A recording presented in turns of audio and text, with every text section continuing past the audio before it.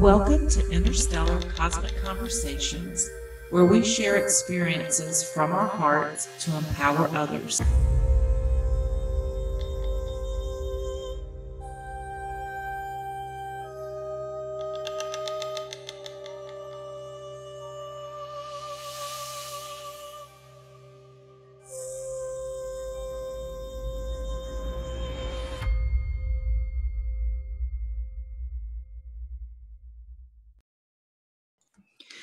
Hello, everyone. Welcome to Interstellar Cosmic Conversations. Today, our special guest is Michael Harrell. He is the creator of Language Lessons of the Heart, and the focus being on the end of pain and the return to loving life. Welcome, Michael. Hello, hello. We got a few people here. I'm so happy to, get a chance to talk. You got a great channel, and I felt a little intimidated, actually, to, you got these great speakers and people who write books and things. Well, don't be intimidated. Like I told you earlier, I get the butterflies every time that I do this myself. I'm pushed out of my comfort zone. I'm very much an introvert, but I just know that this is what I'm supposed to be doing now. And so I'm putting myself out there and I'm doing it. And especially now I feel more comfortable in my awareness of where I fit in doing these types of interviews. And I'm positive that my focus should be on relationships, the healing of humanity, anything that supports us in empowerment, and less of all the mind control programming that's going on. And one of the things that I wanted to share before we get into this, because I thought it would be really beneficial for anyone that's not familiar with you to hear something that I actually copied off of your group About Me section. And the reason that I want to share this is because to me this is founded in truth. And this is something that Michael has written about the work that he does. And it says, I cannot say enough about emotional release as a practice. Nothing makes your subconscious conscious like emotional release. Nothing shifts your powerlessness to personal power like emotional release.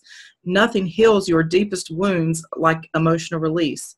Do this, and not only will you get huge amounts of your memory back, but you connect to every living thing that has ever suffered, a true compassionate connection to all beings. And I think that is just beautifully expressed.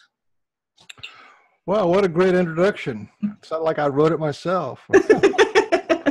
See, you are a writer. Yeah. About getting your memory back. I have my memory back. Okay. And I don't usually talk about this stuff because, for a long time, it would just intimidate the hell out of people because seems like to them, it might be beyond their reach, but in actuality, it's not. This is a nice segue into the healing modality. I remember the earth cooling down, and I was there with a lot of people. I remember the Godhead in the second creation, and all that stuff, and I remember the first creation. So I actually have memory of the beginning of creation. And in terms of being on Earth, I've been around Earth, associated with Earth, and watched Earth, and been on Earth, and participated in Earth from the beginning. Earth is a pretty amazing place. And the way I got my memory back was by doing the process work that I call Language Lessons of the Heart, healing and evolving your emotional body. And the result is the end of pain in the life and the return of life-loving life. That's kind of what you're going for. So Language Lessons of the Heart is based on having 4 aspects of self. Everybody knows about chakras, right? So we have 3 chakras up here, and then a heart chakra, and 3 chakras down here, right? But my healing modality is based on spirit, heart, will. Will is down here in your belly, and then your body. Those 4 energies are you. And if you work with those 4 energies, then you can resolve a lot of issues because your head can be your parent, and your belly can be your inner child, or your head is the man and your belly is the woman, with the heart in the middle. So all kind of inner dynamics, you know, you're talking about the natural man and the natural woman. Well, in reality, it is the inner man and the inner woman. If that conflict is not happening, then it's going to reflect out to the outside. So the natural man is your spirit that is in line and in love with your will. And the natural feminine is the will that doesn't have any pain, doesn't have any programming, and they both meet in the heart, which is why I call it like the heart. Oh. I hear echo. Hear echo? No echo. Oh.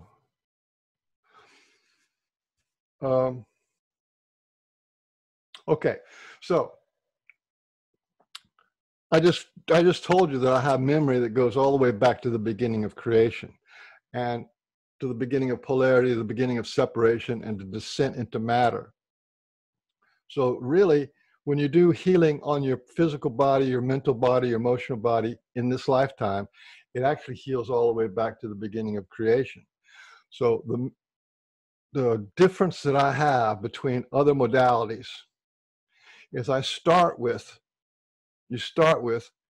that you are infinite and immortal in what was never created.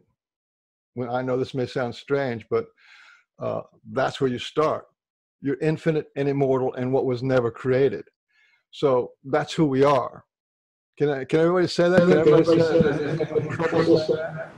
No, I absolutely 100% agree with that, because this whole concept that we are created is what has caused us to become unempowered.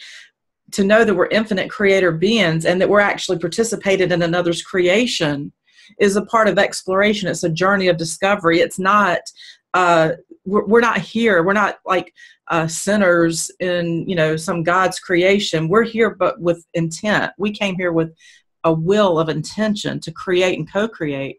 And so we exist beyond this creation. And so that's really important and that is hard for people to grasp, because we have been taught that we have a creator and that we're not creators. So to be able to say I'm an infinite creator being that within itself is very empowering and hard for people to say. So this is a first understanding, which is that you're infinite, immortal, and what was never created. Okay? And here's a second understanding, that the universe, this is real important, the universe is absolute inclusivity and unconditional love. Okay? That's might sound kind of vague, but whatever is exclusive is less than loving, you see? Whatever is conditional is not what you want. So that's the guideline. Okay, and now if you're infinite and immortal in what was never created, that means that you can't actually be wounded. You can't actually be hurt. You can't actually be, anything really happening to you. So what it actually is, what your wounds actually are, is energy in your biofield that are clouding you from feeling your connection to the reality of who you are. So it's just this energy. So it's very much like house cleaning. If you have so much clutter in your house that you can't live in there anymore, then that's not really a wound. That's not really means your house is broken. It just means if you clear out all the stuff that's doesn't belong in your house, then your house is nice again. See, in a way, this is very, very, very simple stuff. So simple. I tell you, my work is so simple that the mind, and it's so anti-mind that the mind can't grasp how simple it is. Let me tell you, when you're a child, and that's when we get all wounded and stuff, right? You're conditioned. You're told to behave, right? Behave. You have to behave. And that's the beginning of behavior modification, which is what we call a matrix, which is we call civilization, culturalization, becoming a cult du jour, you know? So it's that behave business. And so then we get loaded up with all this stuff of I'm not good enough, I'm not accepted, I'm not wanted, I'm not heard, I can't get what I want. All these things start to accumulate, and they become, because of frequency, right? Everybody know about frequency?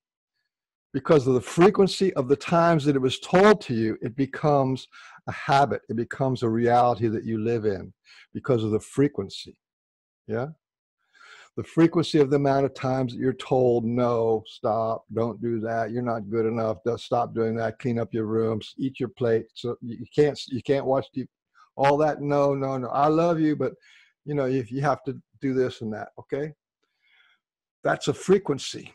And the frequency gets recorded in your biofield. And that becomes your habit of life.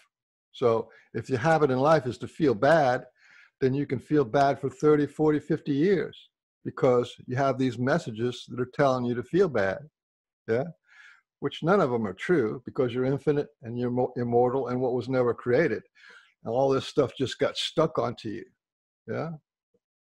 And you're trying to be inclusive, and the world wants you to be exclusive. You're only this, you're an identity. You're born in this country, you did this and you did that. Yeah. And so we accumulate those wounds. Children accumulate wounds automatically, subconsciously, non-verbally, and invisibly. Boom. You know, I'm not good enough. Life's not worth living. I can't get what I want. That becomes your mantra, you know? And then you make a story out of it, and that story becomes your life, and you live in that story. And this is what we heal. And that's just an energetic and a word thing. So let me tell you about, you know, Patricia did something a couple of videos back, and she told about her deepest wound. She told about her mother, who was a deeply disturbed woman, who would take Patricia out and let men sort of have their way with her at a very young age and for a long period of time. And that was her deepest wound. And she's like been, you know, part of the reason why she's digging herself out of this and becomes so fanatic on learning and growing and healing and wanting to know and wanting to change the world, because this world is pretty messed up. So what I thought I would do is something I haven't done for, I don't think ever, is I want to tell you about my deepest wound. And this will perhaps give you some understandings about where I'm coming from. So my deepest wound started in my last lifetime. My last lifetime, I was with a family of 7 brothers, and I was one of 2 kids of one of the 7 brothers, and they were going from Louisiana to Texas. And this is back in the, you know, back in the, I don't know, about 100 and maybe years ago. I think they still had cars and trains and stuff, but this was when, if you're going across land, you did it in wagons even then.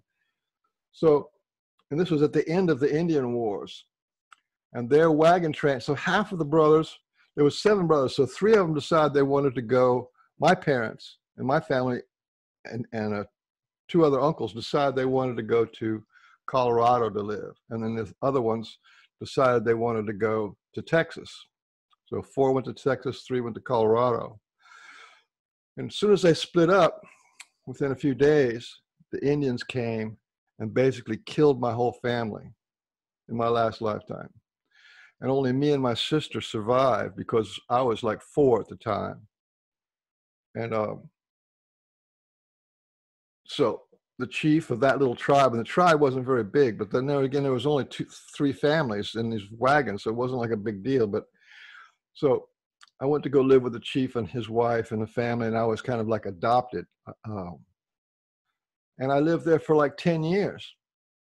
And then I didn't really get a chance to process like how my whole family was like completely killed and destroyed.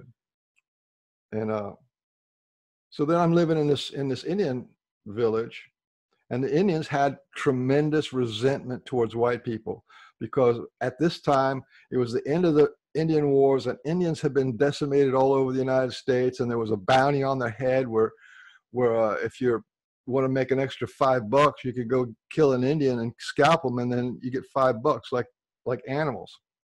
So when I got to be around 14 or 15, the 4 or 5 of the braves in the Indian tribe said, "We got to get rid of this guy. You know, we don't like white people. There's been, you know, there was a big conflict in the Indian tribe, and so they kicked me out." Then I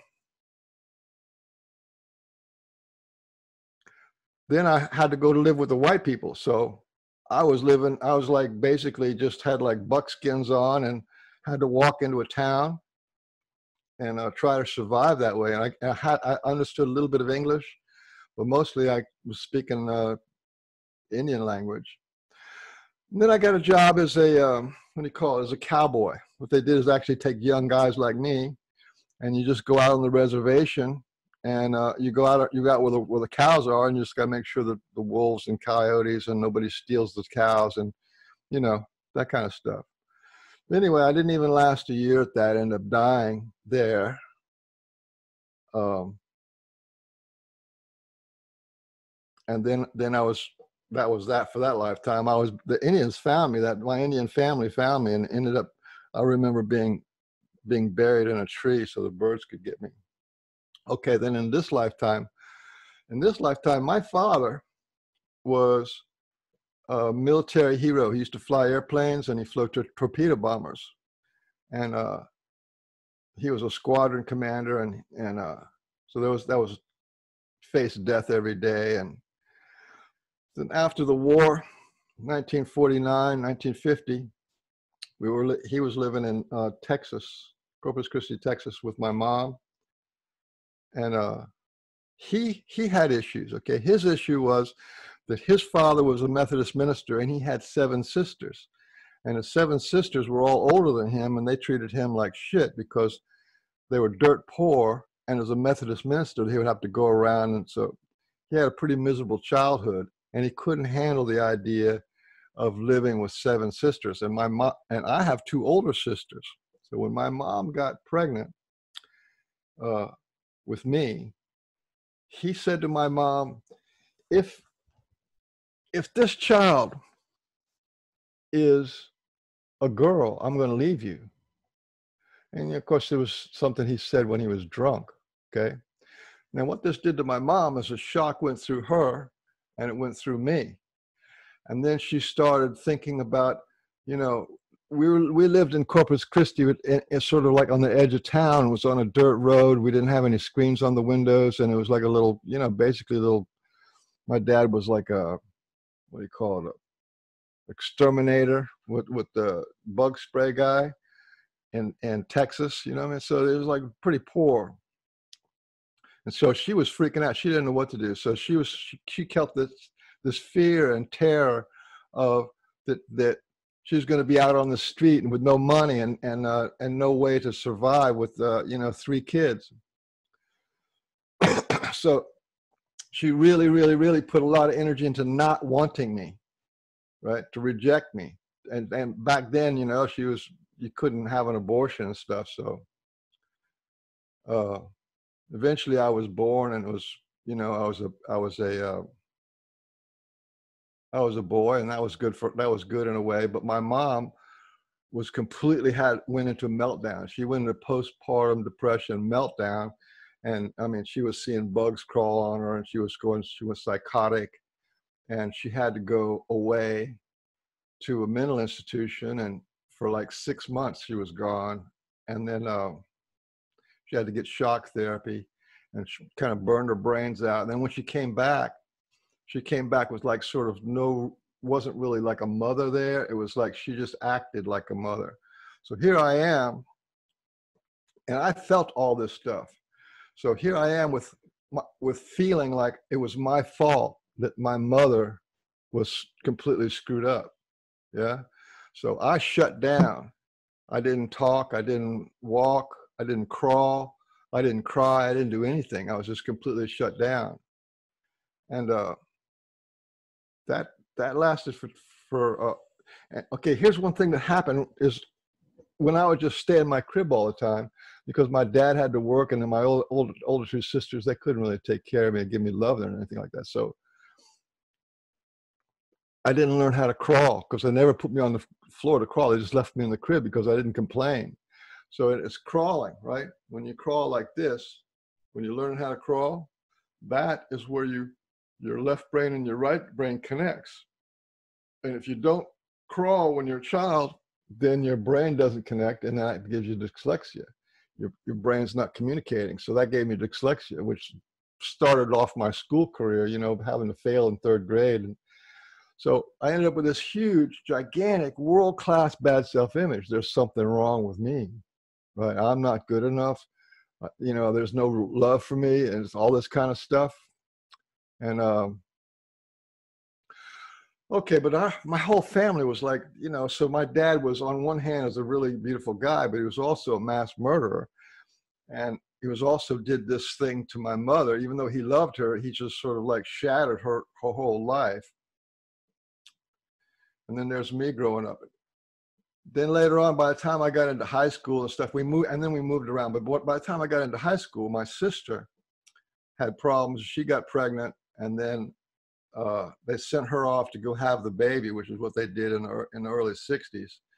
They sent her off to go have the baby in Texas, and then something got messed up with the adoption thing. She ended up holding the child for like 2 weeks, and then had to give it up.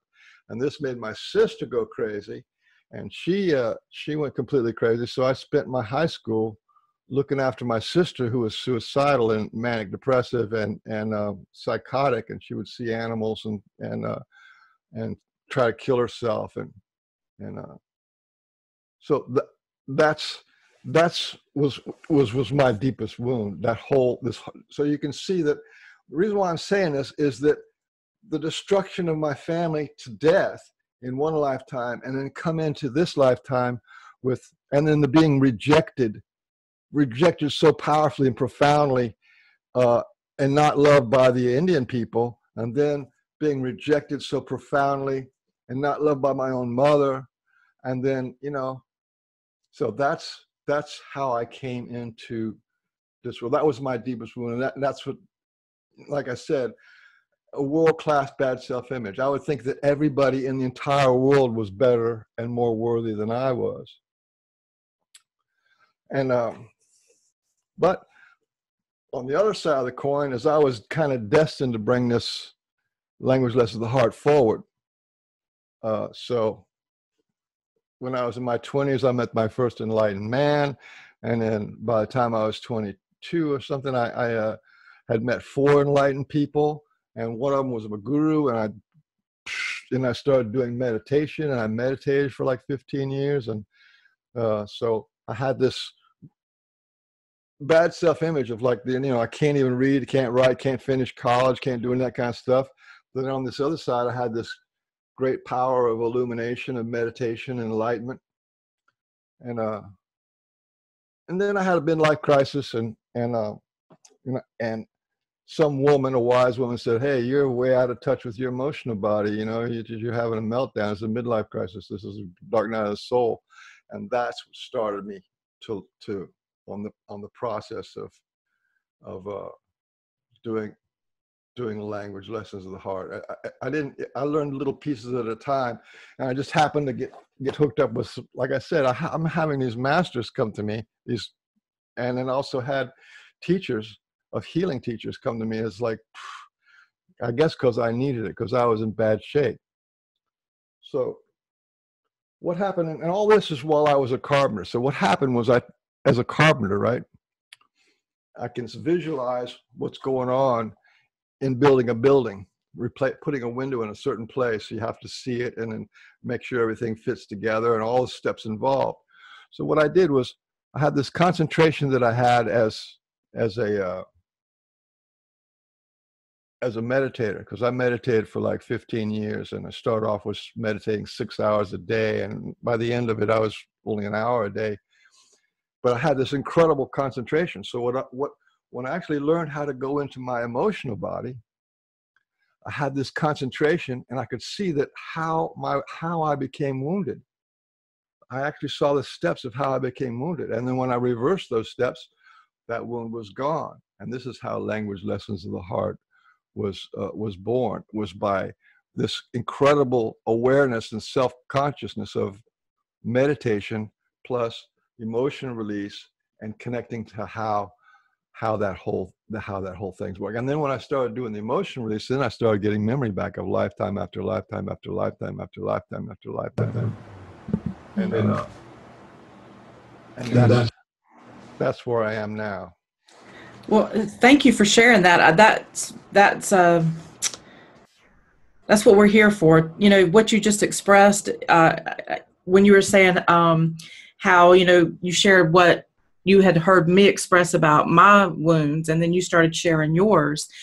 And one of the things that came to me is that every experience that we have is not just for ourselves, but it's also to support others in the experiences that they're having. And so when you said, you know, this is why Patricia's so fanatical, and I had to catch myself because I started to laugh, because I was like, I realized, yeah, I am like the average person that, you know, might be blocking it out, might be going to a ball game or watching television or doing whatever they're doing. And I've been on this like quest my whole life. And it was really always about me and trying to know who I am and figure out why these things happen, why I'm so different, why I don't feel good about myself, why can't I see that I'm a pretty person or that I have something to offer to the world. You know, I went through all those same things that you're expressing. And in the same time, I realized that in part of me doing that, that was also meant for me to support humanity in their process too, in their healing. And that's, to me, why this verbal communication and the frequencies, when we're coming from our heart and we're sharing these experiences, I feel like that's the most, when we talk about healing modalities, I feel like it's not, for me, it's not even a modality. It's just something that's a part of our isness that just starts to unfold and creates this just healing vibrational frequency. Well, modality, yeah, and in a way, all healing is natural and organic, but the modality is to be thorough, eloquent, and precise about your healing.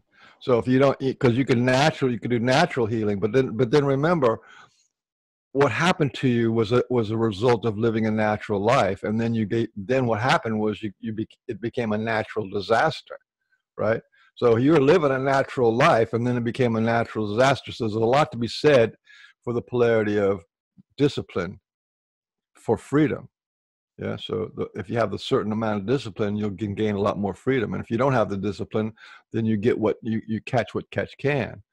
So there's a lot to be said for modalities and life coaches and, you know, methods and approaches that if you follow them, then, you know, like I said, you can be thorough, eloquent, and precise, which people don't talk about. People don't talk about healing as being thorough, eloquent, and precise about your healing. You know, they just don't talk about it. We still have the image of that healing is some kind of mysterious thing because it happened to us in a mysterious way, and we don't have a really good grasp of what it is that's actually going on. So everybody, would you like to have a little process that'll begin to move your healing forward? I can give you this process we can all do right now. And since your mics are muted, then I'll do it for you. Remember what I said is we have these 4 parts of self: spirit, heart, will, down here in our belly, and our whole body, those 4 parts. And so your emotional body is the deep feminine. It's also the inner child and the inner goddess. So it is your will that holds the pain. So if you have a bad self-image, you have a hard life, you have a broken heart and all this stuff, broken heart is in the heart, but it also is in the will. So, you know, my parents didn't love me and all this stuff, that's in the will. All the pain and suffering is held in the will, whether it's conscious or subconscious, you know, whether you can get to it or not. So it's the will. When you heal the deep feminine, then you heal everything, because that's the core of your being. That's the soul. That's your center, right? And everything goes from that. It's like where your sexuality is, your digestive is, your elimination is, and where your the heat, the life force is actually in your body. So I teach 4 things: an empowerment, judgment and denial release, emotion release, and talking to the parts of self. So I'm going to give you the empowerment right now. And the empowerment goes like this: I'm empowering myself with a strong and loving intent to heal my will. So everybody just repeat that. I'm empowering myself with a strong and loving intent to heal my will.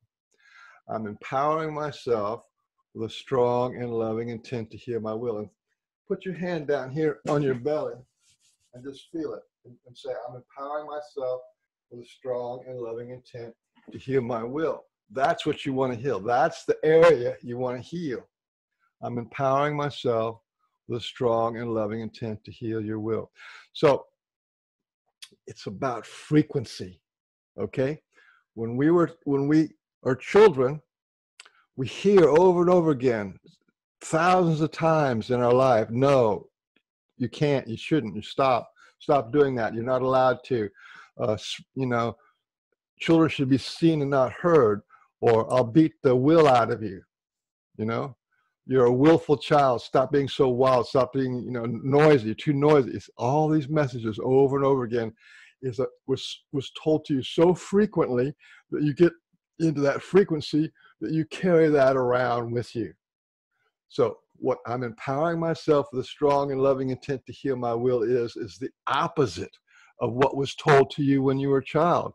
You don't think of it as the opposite because you don't even remember that you carried around all this bad programming or negative programming. And it doesn't have to always be verbal. A lot of times you can just get that look. The parents just give you that look. And you make up the, there's something wrong. I can't do that. There's, I'm not accepted. I'm not valued. I can't do what I want, right? So I'm empowering myself with a strong and loving intent to heal my will. So if you do that, and I recommend doing it 10,000 times, right? So what is that? If you did it 100 times a day, what would that be? I'm empowering myself with a strong and loving intent to heal my will. What would that be? 10 days would be 1,000. And 100 days would be what? 10,000. I think that's what it is. So that's 3 months. So if you did that, I'm empowering myself with a strong and loving intent to heal my will. If you did that 10,000 times, now that would be counterbalance the negativity that is stuck in your biofield. And so to this day, people have to hear, I'm not good enough. There's something wrong with me in the subconscious, right? In the subconscious, there's something wrong with me. I'm not good enough woman. I'm not a good enough man. I'm not a good enough lover. I'm not, whatever it is, you see? Or I'm a sinner in the eyes of God, or any of those kind of programs that you got as a child is because you kept hearing that over and over and over again until it clicked. And you think that that's who I am, but that's not who you are. That's a lie. So by saying I'm empowering myself with a strong and loving intent to heal my will, hundreds and hundreds of times. And then you say it back in time. Say it back into your childhood, back into a past life, right? Back into your wounds, back into what hurt you. Okay? So here's the thing. When you're a child and you start learning all this stuff is wounding to your will. All your will, you wish, you want to play, you want to be, you want to enjoy. That's the magical stuff of being a child, they're all will. So your will was denied. And now you're turning that around and saying, I want to heal my will. So the message you're giving to your will is you want to heal your will. I'm empowering myself with a strong and loving intent to heal my will. Will you help me? I forgot to add, will you help me on there? Now, if you do this enough times, that I'm empowering myself with a strong and loving intent to heal my will, what happens? What happens is we've been living our life as if the whole world was against us and everything is a manifestation of our wound. But when you start saying this, I'm empowering myself with a strong and loving intent to heal my will. And you're conscious. You try to connect your mind to your will, right? Your spirit to your will, which is the man to the woman, right?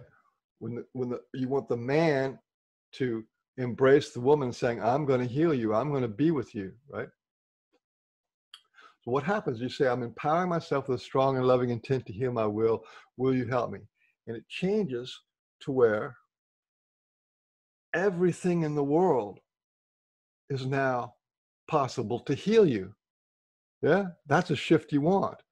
It's that one shift right there. So that instead of everything in the world being something that irritates you or triggers you or pokes you or confirms that you're not good enough or confirms that confirms your wounds, you can, when you say your empowerment, I'm empowering myself with a strong and loving intent to heal my will, it shifts it around to where everything is now possible to heal. It's a healing event. And there's help. Instead of the society against you, you ask society to help you. If instead of the angels against you, or your spirit guides against you, or the ETs against you, or nature's against you, when you start asking for that help, will you help me? I'm empowering myself with a strong and loving intent to heal my will. Will you help me? Then you're asking to receive from that, remember, I'm infinite, immortal, and what was never created. And the universe is absolute inclusivity and unconditional love. So when you say, will you help me? You want to include, you want to be inclusive in your healing. You want to have healing coming from every direction and every way. From gravity will heal you. The air will heal you. The sun will heal you. You see what I'm saying? And so, again, the mind doesn't get this because the mind's going to be all sophisticated. Well, it was the Anunnaki, or it was the mom, it was the dad, or it was the society did this, the government lied, right? All these things. But that doesn't get out to your biofield. That doesn't get out to where you live. So I'm empowering myself with a strong and loving intent to heal my will. Now, when you say this, right now, when you say this, feel, what is your resistance? What would be your resistance to saying this? Resistance is the programs. I'm supposed to be a wound victim. I'm supposed to be the way that I am now. It's my job to be hurt. It's my job. My identity is my wounds, right? You see, we can't even, because we've been so programmed into our wounds that we can't even make an attempt to heal without resistance. How crazy is that? That's very true, because when you're saying this, is the cause of all distortions is like the pain and the illusions that are presented in the matrix, the illusions that feel real. And so we've forgotten what's real, and we've forgotten that we're infinite creator beings. So when I think about that, I think about, what is the matrix's ultimate goal? Well, the ultimate goal of the matrix is to distract me from myself. So when I'm being distracted from myself, then my focus now is not on these inner wounds as a child, not on the fact that I'm an infinite creator being, but it's on politics, education, science, religion, race, gender, sexuality, anything that's programming you and dividing you and feeding off of your consciousness, because we never lose our soul. Our soul is infinite, but we can have our consciousness somewhat kind of distorted, and the loss of the memory. So we really have to bring that conscious awareness back into reality, and that's where we start to connect to ourselves. And then we realize that when we're looking at all this stuff that's being put out in the media and through science and the medical system and education and politics and blah blah blah, all that's there as part of the storyline. It has nothing to do with who we are. I'm empowering myself with a strong and loving intent to heal my will. Now, you've been told about vibration and frequency. Raise your vibration and raise your frequency. Raise your vibration, but that's done nothing. How do you do that? That's it's sort of like a dead end. Okay, because they take the word frequency and turn it into that vibrational up and down frequency, when in fact the frequency, to change your frequency, is you change what's frequently said to yourself. When you change what's frequently said to yourself, you change your frequency, and then your frequency becomes your reality. So I'm empowering myself with a strong and loving intent to heal my will, right? And here again, like I have 50 videos on the whole healing process. And your will, a lot of people call it the soul, right? And which is not a bad way of going, you know, or the inner goddess or the inner feminine. But they are inner goddess. Each one of these things represents on your highest self. Spirit represents the highest self of spirit. They are connected. And heart represents the heart of creation. They are connected. And your belly represents the will of everything, which is the mother of everything. And your body is connected to the father of manifestation, everything that has form.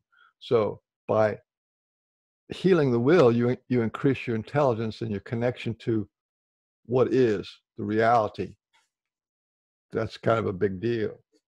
So let me explain a little bit about what will is. A little bit of philosophy. Arthur Schopenhauer talks about the world as idea and the world as will. Okay? And this goes into the whole of the universe. Now, we have like this microphone, this body, this house, this room. These are ideas. This is the idea of the room or the house or the air or the computer or the people, right? Those are ideas, right? And I'm talking to ideas. But what is that? What is that wall? What is this thing in itself? What is the actual essence of what it is will. The essence of who you are is will. In other words, the energy that holds the atoms together is will. That's what makes the atoms do what atoms do. And the will, wish, and want is what makes the molecules stay together. And the molecules become matter. Yeah? So the essence of who you are is will. The essence of the universe, the vacuum of space is all will. And it is electromagnetic. So the vacuum of space, of which everything comes out of that void, is will. And will is electromagnetic. That's who we are. Okay? So when you heal your will, you're healing like all the way back to the beginning of creation. And this is why you can, when you heal your will, right, which is magnetic, that's how you can get your power back. That's how you get your memory back. And that's how you get everything back, right? Because will is the essence of who you are. And it is emotional. It is your emotional body. Yeah? So it is more than soul. It is more than the God. It is more than goddess. It's more than, yeah? It's more than that. It is the mother of everything. Put it this way. It's like, you know, you have Shiva and Shakti. You have the God and the goddess. Well, we've been, still to this day, everybody talks about Shiva, Shiva, Shiva, right? They have the meditation for Shiva, you know, they say all the Shiva stuff. But Shakti, which is the will polarity. This is Shiva, this is Shakti, yeah? Life force. Shakti is the mother of Shiva and the wife of Shiva. Okay? This is little polarity there. So this is what's going on inside of us. You want to reunite those two, right? When you do, the frequency of healing your emotional body is what brings your memories back, brings your power back, brings the balance inside you of, you know, instead of trouble and strife and discord inside there, it becomes harmony and, you know, stuff you want. And it all starts with I'm empowering myself with a strong and loving intent to heal my will. And the goal of that is to become, to have an immaculate intent to heal. And this is what happens with people who are deeply wounded, like Patricia and perhaps myself and a few others, is that when your desire to heal becomes immaculate, that it is not enough just to heal yourself. You are engaged in the community. You're engaged in reality. You're engaged with the whole of humanity, the whole of Mother Earth. You want to heal all that. Yeah? It's not enough just to heal yourself, because yourself is completely connected. Everybody's completely connected. So when I heal myself, then you can feel that vibration. You can feel it. You can feel that freedom. You can feel that ease where the dis-ease is gone.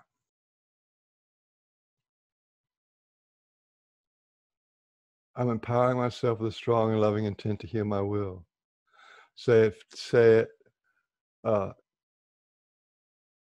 10,000 times if you have to, because it was no and stop and you're not good enough and quit doing that and behave you're told that 56,000 times growing up. That was a frequency. So in a way, we're not healing, we're housekeeping. But doesn't mean that the pain's not real. The pain is absolutely fucking real. It is absolutely real. Pain is real as a heart attack. Pain will kill you. Your suppressed and denied pain will kill you. It'll make you sick. It'll make you have cancer. It'll make you have every kind of disease there is, because if it's in your biofield, it gets into your body. Yeah? And body can only handle so much, and it just gives up. Says, I can't deal with this. I'm gonna check out. Yeah. So, any questions so far as to what we're headed with this? Yeah, if there's anyone that would like to share or ask Michael a question, if you just want to unmute your microphone, that'd be great, because like this is for group discussion and everyone's welcome to participate on any level that they feel comfortable doing so. I have a question. Was it recommended that we say this, I am infinite, and is it mortal? Immortal. Immortal. And then what was the last part? I want to make sure I have this right. I'm infinite, immortal, and what was never created. That means you have no beginning and you will have no end. Yes. Okay. Perfect. Thank you. Anybody feel for sharing their deepest wound? That's always because see, when we told no and we feel judged, we feel ashamed, and then we're ashamed to tell our deepest wound. So then we carry that inside us, like I can't tell everybody how bad it was, or how, you know what I mean? So there's a lot of guilt and shame and blame and sorrow and grief because we're carrying around this debt of shame and a guilt for so long. I'm willing to share mine with the group if they would like to hear it. I don't speak of it very often. Mine in this earlier life was from my father, but that one I feel like I'm really resolved at that one before what happened. The biggest wound I'm carrying still, that I'm working on releasing, is the one that I did to myself through addiction. And just numbing myself for so long that I actually did die. And when I came back to my being, you did die? Yeah, when I came back into my body, it was very dark and very scary, and I was like, and it was like I wasn't. It was really profound because it was like I abruptly was in my body, and this whole like wave of, you just did this to yourself, and it scared me very much. And so that's why I'm here, actually, is because I realized it was like there's that responsibility for myself now. It's a very, very profound responsibility I have for myself, and that I want to fix myself so I can be better. I don't want to be a waste of life. I want to be life. I want to experience life.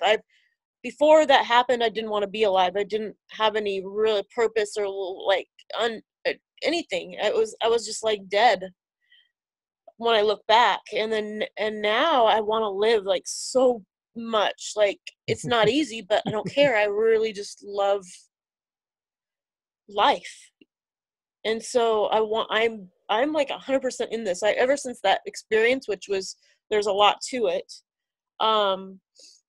it's changed me. It's caused me to start searching for things that I never even knew about but I know stuff, which is very weird. Like I have the creation thing too, where I see there was no beginning and end, and the messages I get are very profound. And I know now, because I have people like you guys, that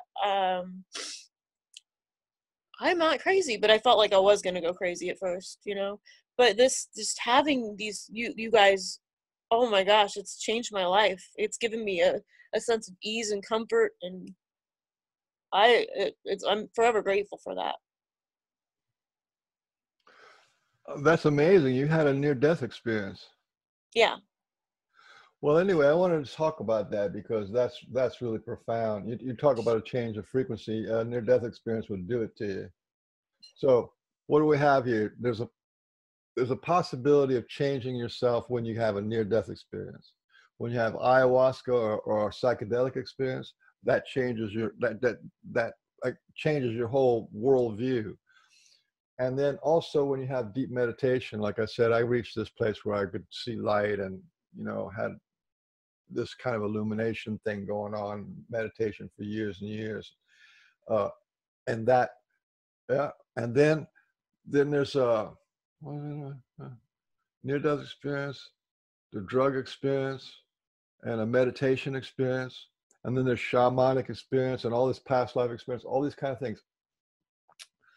Let me say something about that, because remember, we're infinite, immortal, and what was never created, right? Okay, now,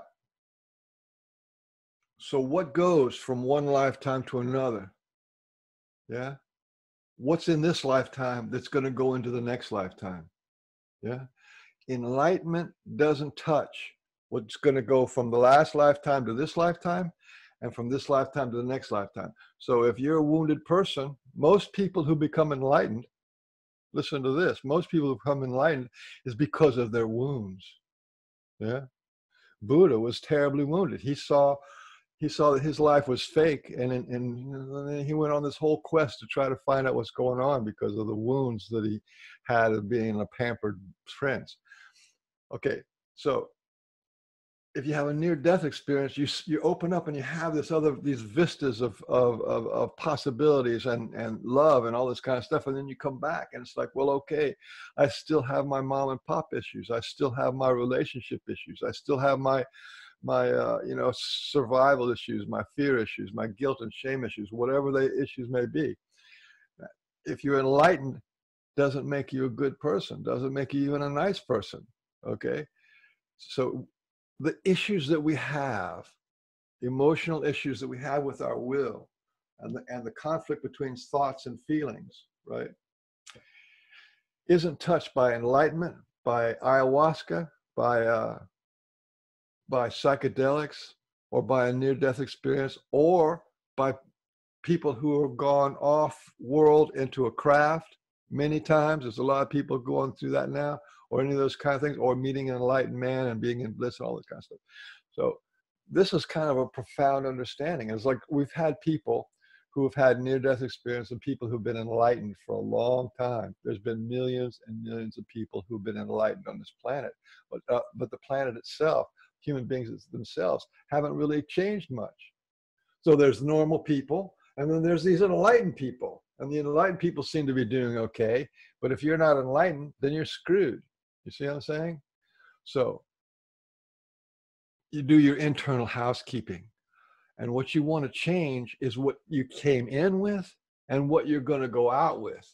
Okay?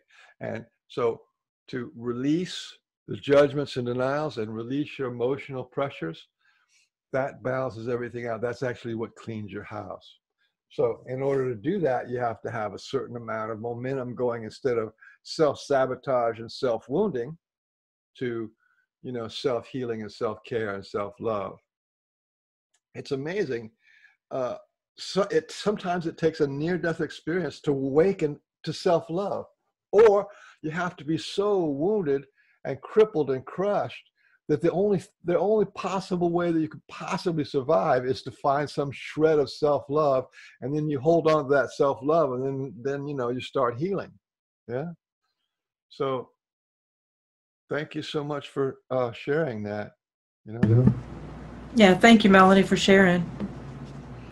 And would anyone else like to share? I just want to say this. Okay, Carol, you can go. I just want to say this. For me, one of the most healing things has been for me to share, because I was so ashamed of the way that I was raised. I felt so guilty. If someone said, "Hi, my name is Sam, and nice to meet you," and I would say, "Hi, I'm Patricia, nice to meet you," they'd start to tell me about themselves. And if I had to tell them about myself, I didn't even know how to start, because I was like, oh boy, what can I tell them about me that would make sense? And so I was always carrying this just it even affected me with relationships, because if there was someone that was what was handsome and wealthy and had so much potential and whatever, and he wanted to be with me, I couldn't understand that at all.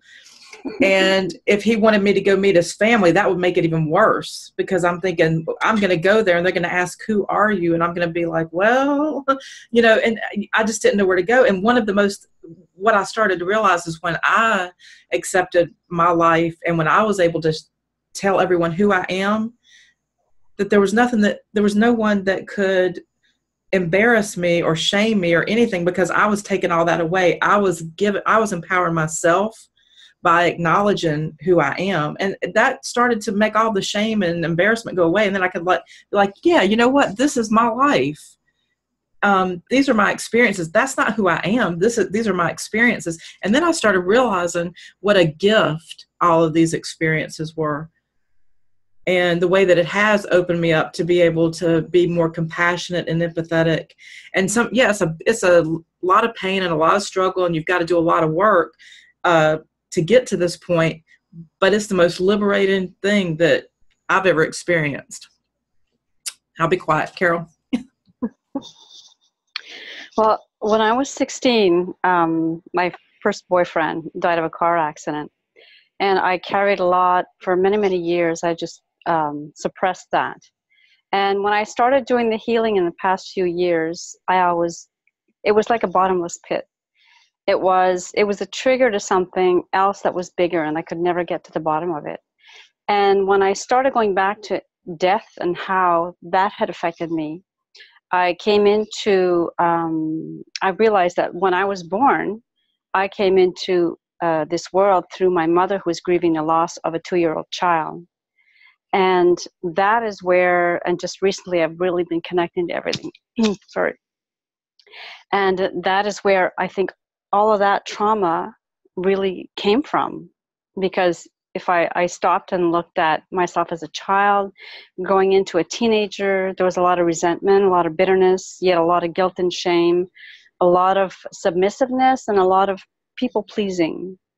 And on top of it, I was empathic. I could, instead of disturbing my parents to want something or need something, I would really connect to them and really feel what was going on within them. And that was the way that I would just kind of back away and say, well, look, they're going through whatever too much right now, so I won't even step in and say anything. So, everybody says you were such a good child, but deep inside of me, there was a lot more tormenting going on than they ever realized. So that was my trauma, and I was really the initial one coming in. And I started connecting to times before, other lifetimes as well. But it's just like broken pieces. There's just, I'll get bits of information, and then all of a sudden, whoops, the rest is hidden from me. I guess it's myself that's not ready to see all of it at the same time. So that's pretty much the way, I've been going, and I've been working on myself. It's not difficult for me to connect to someone else energetically and help them, as Patricia knows me. But to connect to myself and heal those things that are deep like that, it's more difficult. Thank you. You brought up a couple of really good points. One is we're totally enmeshed with our parents. They call it in quantum physics entanglement. We feel we get what they get. We deny what they deny. What they say to us, as children becomes what we say to ourselves as adults.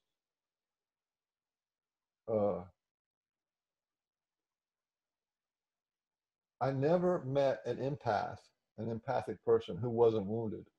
Empaths, in a way, is a symptom of being wounded. It is what it means in some way. Okay, what it means is something happened at some point in your life, probably not this life, but at some point, something so tragic happened that it puts your soul and your intuition on hyper alert because it was life or death, right?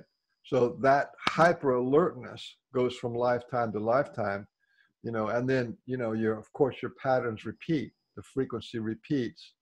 So you come into this lifetime and your mom has issues and your antennas are all up, and you see? So, but the normal person are fairly gated. I don't feel 100%, I'm kind of gated to whether I feel compassion or not, or will I feel devastated, or will I feel bad vibes. We're supposed to be gated, but it's sort of like people who are codependent, you know what I mean? In a way, being empath is a little bit like being codependent.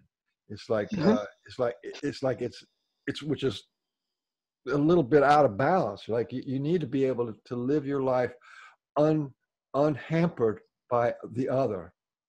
You need to have you need to have healthy boundaries. It's like the people who are meshed and codependent, they don't have healthy boundaries, right? So on a psychic level, we need to have healthy boundaries because there's a lot of strange energy out there that we just don't even need to pay attention to. But on the path to them, they're in the core of their being. It's like a life or death. Is this narcissist going to get me, or is this off something? But it's also good too, because there's love out there, and you can empath that, and there's love for dogs and animals and trees and nature. So there's a good side of it too. And I've never really met an empath yet and for that matter, almost every healer I've ever met became a healer because they needed to heal themselves, including me. In a way, this session is for my healing, and my language lessons of the art was for my healing. And because I'm still learning and evolving and healing stuff every day when I go on the internet and when I talk to people and feel people. Thank you. Thank you. So I'm empowering myself with a strong and loving intent to heal my will. Will you help me? That's a frequency. Say it frequency, and you're going to get into that frequency. And when you get into that frequency, it goes from being wounded to being healthy. Fantastic things that happen when you say, I'm empowering myself with a strong and loving intent to heal my will. Will you help me? If you ever remember being sick, like getting the flu, right? And the flu, it's like, oh, if you get really bad flu, it's like, oh God, I'm going to die. That's terrible. I'm sick. And you're laying down, you're drinking things, and you're doing stuff, and you feel like you're going to die, right? But then, whatever it is, 2 or 3 days in, something happens, right? And you don't feel quite so much like you're going to die, right? In that one instant, there's an instant right there where you go from being sick and getting sicker and sicker and sicker to you no longer getting sicker and sicker and sicker. You begin that one instant to get better and better and better and better. Yes. So it's not when 2 days later, when you get up and go back to work, that's not when you're all better. The instant that you're healing, the instant that you become healed is that one moment when you stop going towards death and you start going towards life. Now, when you say, I'm empowering myself with a strong and loving intent to heal my will, it becomes that healing instant. Somewhere in that, saying it 10,000 times, you will shift your whole energy away from continually being wounded, continuing your patterns, continuing your, the stuff that happened in the past. You'll stop believing in that. You'll stop putting energy in that. And even though it might take you years, 6 months, 2 years to get better again so you can function normally, there's an instant, and that's what that empowerment does. I'm empowering myself with a strong and loving intent to heal my will.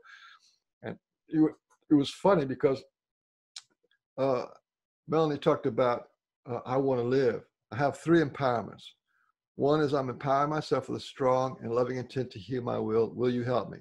The second one is, I want to be fulfilled. Will you help me? And the third empowerment, so that if you get bored of the other 2, is I want to live. Will you help me? That's a very powerful, you know what I mean? Because this conditioned matrix that we've created for ourselves is not really living, because every judgment, every limit, every denial denies what you can do, what you can feel, what you can feel, what you can, where you can go with your head, what you can imagine, what you can hope, what you can dream. All these things are denied you. So it's not really living to the full extent of who you are. So I want to be fulfilled. That's a powerful, you know, will you help me? Yeah.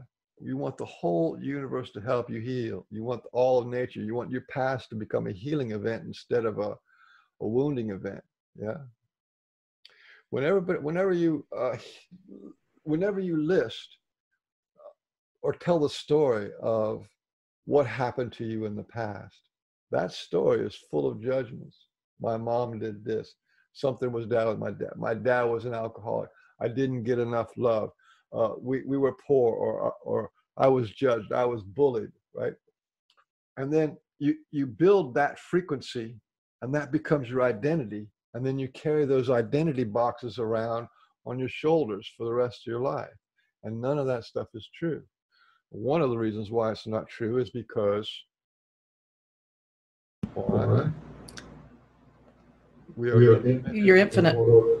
And what was created. Yeah. So all that stuff is just show business. Right. Patrick, I think you want to share something, don't you?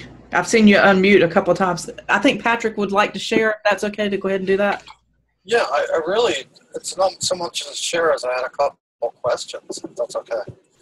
I wasn't quite clear, Michael, when you say, I want to be fulfilled, will you help me? I want to empower myself, or I am empowering myself with strong and loving intent to heal my will. Will you help me? What's the, I'm not quite clear on that. Will you help me? Who's that directed to? Or what? Oh, hey, that's a great question. Okay. We're told by society that be yourself, right? Be yourself. Who are you? Find out who you are. Be yourself, right? And the whole kind of subtext to that is that you're this one thing. You're just this one being. Yeah. So you're one being. I am me. I am that I am. You hear that like, I am that I am. I'm like this, I'm that, right? That's my identity. And or you say, you know, when you meet somebody, yeah, I'm a cook, or I'm a father, or I'm a, you know, engineer, whatever. You just define who you are as this one being. And this is my history, and this is my family, and this is my country. So you define as who you are. So, but being one being is to be monophrenic, right? That means one being inside yourself, one psyche. But psychism will make you crazy, and it'll make you split to being yourself and something else, so then you become schizophrenic, right? You become schizophrenic. There's me, who is the fake, right? The fake, what society wants to be, and then there's the inner me, the real me. So there's this skits there between who I'm supposed to be and who I really feel that I am, right? So there's a schizophrenic there. But in reality, I just told you who we are is spirit, heart, will, and body, right? That's 4, okay? That's 4 psyches, 4 faces of who we are, yeah? So one of the things you say with will you help me is this whole inner family is in discord. Nobody's talking to anybody. You know, you don't ever think about your heart. You don't feel your body. Everything's just sort of like this unity of chaos, right? but in fact, you're four centers of consciousness. And I'll give you an example. Right now, I'm talking out of my head, right? Now, if I pick up a little kitty, what happens? Hi, kitty, I love you, kitty, you're so sweet, right? You hear that? My voice changed. And why did my voice change? Because I'm not in my head, I'm in my heart for feeling, or the puppy, or the child, or the lover, right? Your voice changes completely, yeah? So your head can go one way and your heart can go another way. That's natural. Okay, then you go down into your emotional body, right? And then that means you could be angry or sad or grieving or joyful, right? So, it's like something makes you angry, right? So here I am in my normal voice, and something triggers me, and I go, blah, blah, blah, blah, blah, blah, blah, blah, blah, right? That's your emotional body taking over. Or it goes, oh, I'm so, it hurt. You see, that's your emotional body taking over. I'm talking to my normal voice now, but when my emotional body takes over, that's a completely different personality. Your body, okay? Here I am talking right now, but what happens when you're tired? What happens when you're really, really tired, or you can't go anymore? What does your voice do? It goes, tired. I can't, I gotta go. Or hungry. I'm tired, I'm hungry, I'm so hungry, I can't even think, I'm so hungry. You see, say your voice changes. We have these four voices inside of us. And so we're really polyphrenic. We're not monophrenic, we're polyphrenic. Yeah? Now, we're infinite and immortal, and what was never created. And so is everything else.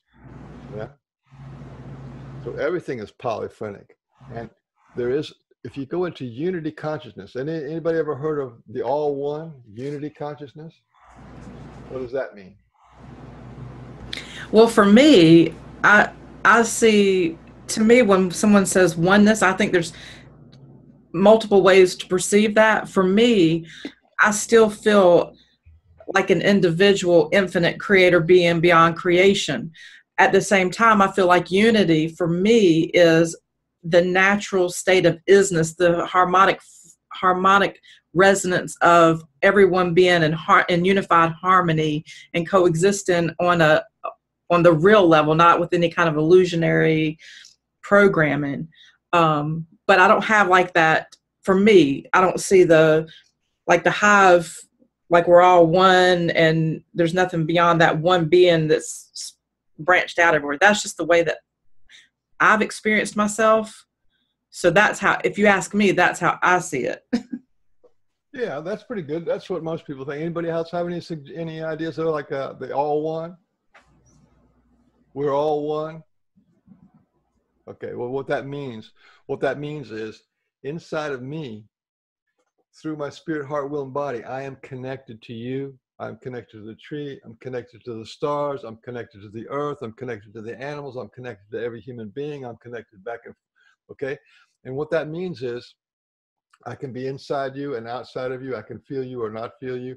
What that means is the direction we're going.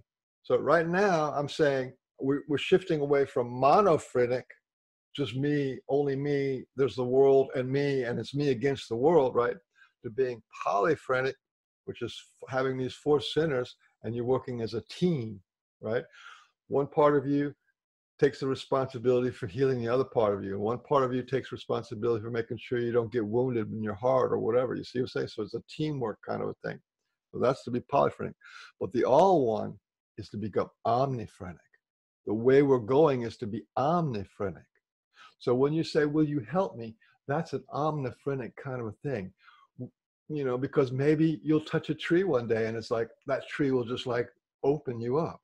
You know, Christ meditated under a tree and he, became immortal, and Buddha meditated under a tree. You see what I'm saying? Or the air, the air is made out of light. And if you breathe enough air, your whole being gets filled with light. But you never thought of that one. The air is one of the highest beings that there are.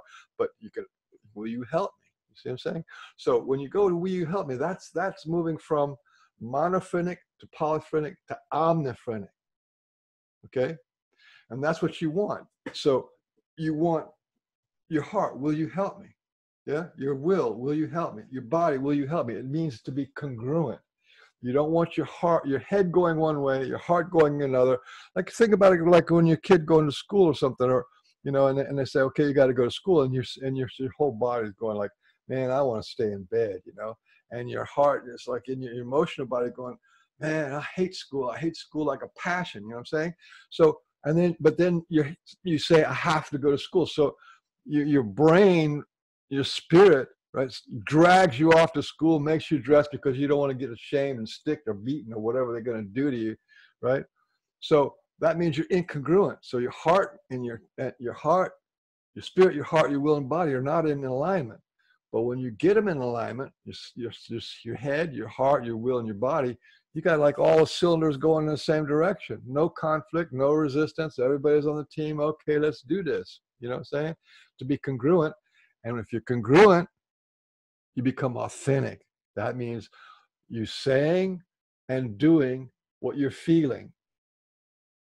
It sounds simple, but in reality, very few people are actually congruent. They don't say what they mean, they don't feel what they're saying, and they don't do what they feel. So they're incongruent, and you can feel it. So there's a fakeness. There's a fakeness in this monophrenia where only the king of the hill up here is the dictator to the heart, the will, and the body. And it is this dictator, the spirit as the dictator of the heart, the will, and the body, is how government and the matrix and everything is run. It's exactly the same. I don't know if that answered your question, but when you say, will you help me? This is a transcendent. It's a transcendent. It's an imaginary. It is like reaching out to the unseen, into the future. It is, you know, God would help you, or the angels would help you, or the ETs would help you, or the animals would help you, or the air will help you, or the nature spirits will help you, or your family will help you, or some stranger will help you, or a master will help you. See, that opens that door up, right? So you're not alone. That's the thing about being infinite, immortal, and what was never created, because you're not alone anymore. It's not you against the world. It is the world supporting you. All of creation supported you, because that's who you are in the end. Thank you. That's a great answer. Fantastic. Appreciate it. I did have one other question to ask. You might have already answered this, but I'll ask it again because it just came up for me today. Again, if a person cannot detect a major wounding, in other words, they can't just pinpoint one particular thing in their life, they know it's off. Usually by feeling pain. And can a person instead tap into the pain that they're experiencing without ever needing to know the story of that? Does that make any sense? With it, you know, because sometimes what I mean is I'll get in so much pain if I just allow myself to feel it, and it's usually physical pain. But if it's emotional, if I just allow myself to feel it, I'll begin to emote and go into feeling what that feels like. But as soon as I try and tie it down mentally, I lose it, and then I get disconnected. Oh, I see what you're saying. Yeah. Okay, well, that's a really wonderful, pertinent question. So there's the feelings, and then there's the ideas, okay? And the feelings oftentimes seem like they're miles away from the ideas. So if you try to intellectualize or conceptualize or try to get into advance of the feelings, like why is this happening and all, you just let the feeling be and vibrate it out. Whatever it is, whatever that frequency is, when you let it out, when you, in a way, you surrender to it, you are Shiva that steps down off of his holy, what do you call it, cloud, and he prostrates before the feeling and allows the feeling, I say, in the Shiva and Kali, you allow the anger, say, for example, or the pain to come up. and allow that to take over. Remember, your head has the burden of being monophrenic. And as soon as you learn how to like not be in control with your head and allow your heart and your will or your body to express fully, then you become your will, or you become your body, or you become your heart, and you allow that to express. Yeah. Now, every pain that happens to you is based on a lie that you tell yourself. It is a separation away from your truth. So it is a lie you tell yourself. I'm not good enough is a lie. And if it was that done at a certain amount when you're a kid, then when some situation happens in this world and it triggers that I'm not good enough, and you go into the sadness or the grief or the fear or the contraction, yeah, of that thing. So whatever the feeling is, it never comes up alone. It comes up with a movie of dad said this, mom said that, the ex-wife or the ex-husband did this. Yeah, it comes up, and then they said this. I don't, like my father said to my mother, if this child is not a boy, I'm going to leave you. Yeah. And so she had that going in her head over and over and over again. This basically drove her crazy because of the words that were spoken. So, and she didn't express her feelings. She just internalized them. Yeah. So here's the thing. There's judgments and denials, and then there's the emotion. Okay. All emotions come from spirit to will. What you think affects your emotions. Thought and feeling is the man and woman. The natural man and the natural woman is thought and feelings working together. But when thought opposes the feelings, I'm not good enough. Thought opposes the will. You're not good enough. You're not wanted. You're not worthy. This is you thinking this about your own self. And then the will is in a state of panic, like my mother, and doesn't know what to do, and it just feels grief or ashamed or terrified or doesn't know what to do, or it's in hyper alert and has to, you see what I'm saying? So thoughts that are not connected through the heart, thoughts not connected to the heart that hit the will is what causes suffering, it's what causes pain. So when you go into your pain primally, just pure pain primally, that's like the snake bite. That's the poison. But the snake is the words. The words. You're not worthy. You were adopted. You were, you're not wanted, or you were not good enough, or you weren't allowed love, or you were never heard, or the love that you were given never touched you. You see what I'm saying? Those are the words, are the snake. And the emotions are the snake bite. Ow. Oh, right? So you need both. Because if you just without getting intellectual about it and just move the emotion, you can do that. There's people who get addicted to that. They feel so good after they move their emotions that they're either they cry every day, or other people become rageaholics, or other people become anxiety attack. They have this anxiety, and then the panic attacks, and then then they're okay for a couple of days. Then they have another panic attack, and it's crippling panic attack. So they're just having the emotions. They're not seeing the snake. They're having the bite. They have the effect of the snake bite. The poison of the snake bite gets them. They don't see that it's the snake that keeps biting them in the same place. So if you get rid of if you move the emotions, you find the snake. You move the feelings, and you'll find your judgments and denials. Now, if you release your feelings, then you release your judgments and denials. And if you do that properly and balance, it's gone, right? Because if you have the snake always there willing to bite you in the right situation, I'm not good enough, I don't deserve, love is, God hates me, or here's a good one, it's my job to serve and it's my job to suffer for others. A lot of people have that one. I got to suffer for my family. I take on the suffering of my family. That's a snake. that bites you, and then you're 40, 50 years old. You're going, well, my life sucks. My kids are gone, and I'm still not. I've lived for somebody else. I don't even have a self. Anyway, it's a two-part deal: emotions and the words. You release the emotions, and then you find the words, and you release the words, which is I have a formal judgment release and denial release. So that's okay. I'm really glad you brought that up, because it's all about healing the emotions. And okay, back to the biofield. Well, can I say one thing real quick before you move on? Because I think this is really important. I mentioned this before we actually started recording.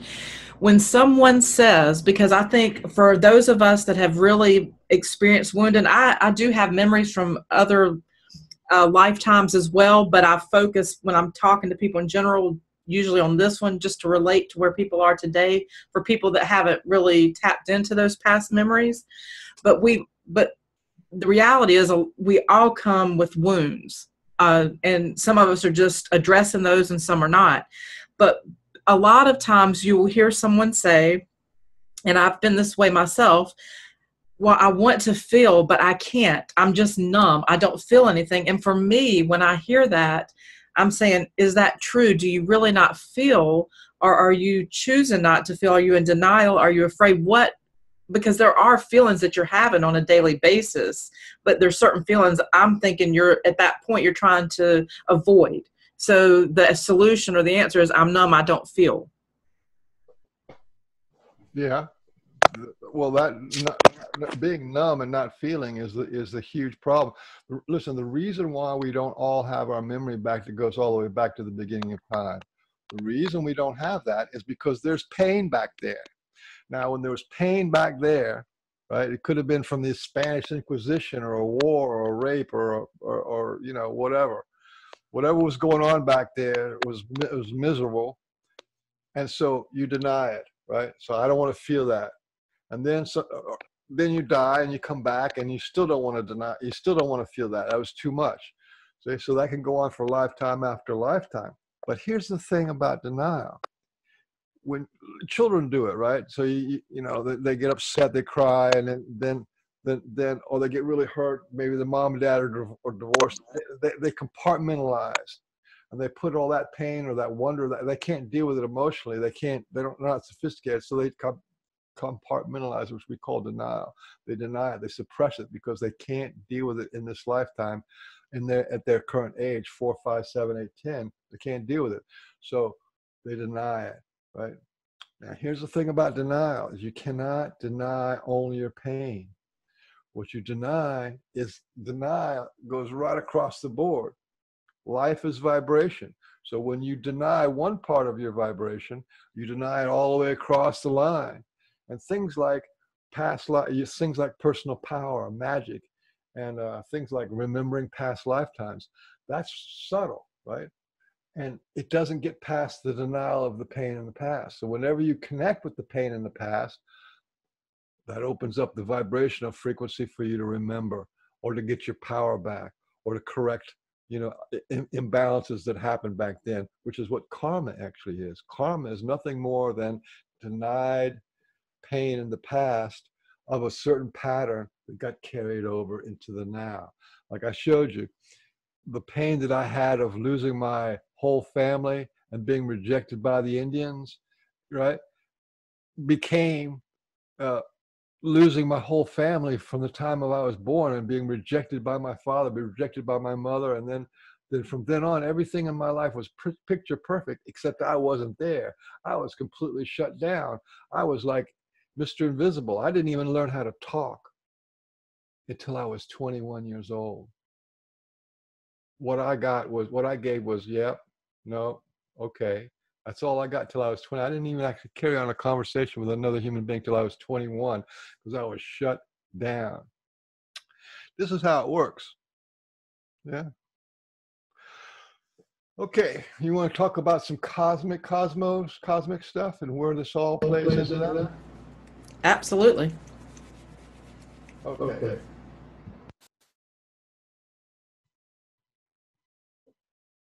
Remember when I said that the will is the vacuum of space? So all of creation is fitting inside the will. And what the will is, what the universe is absolute inclusivity and unconditional love. So the way stars are formed is will is magnetic. So up here, your thoughts are electric. Thoughts are electric, and your will down here is magnetic. Electric, magnetic. Yeah? Man, woman. In space, there's a magnetic field. And the magnetic field is in the vastness of space. It's in between stars, is magnetic. Okay, so it's also, it is a kind of consciousness of the will. And the will is the feminine, right? So there's the will that wishes and wants, right? And in the will, there's like a desire. I want, right? So I want to create. I want another. I want a baby. I want to be communicated with. I want to talk. I want to relate, right? But also in the will to be inclusive is, you know, you don't want to do that. You don't want to create anything. You don't want to be a baby. You don't want to do this. You don't want to create anything. So there's like contradictory, right? There's self-hatred in there. There's self-love in there. There's wanting a loving creation and wanting to destroy creation. So there's all these frequencies that are going on in this magnetic field. Okay, so in that magnetic field, when you have two magnetic fields that are opposing, right, you generate electricity. You know, when you make electricity, is two magnets with a spinning thing in the middle. That's how you make electricity, and that's how you make electricity in space. So you have this gigantic, on a scale. Let's say you have a desire for the other. A feminine desire for the man. You want the perfect man. You want the man. You want the man of your dreams. You want the natural man. You want to be the natural woman for the natural man. But you also have all this other stuff like, I'm not worth it. You're not worth it. It's not the right thing to do. It's like, what? You're too young. You're too this. What?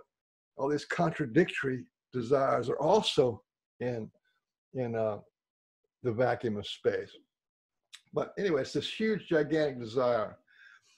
But what it starts to make an electric current, and that electric current makes what's called dark plasma.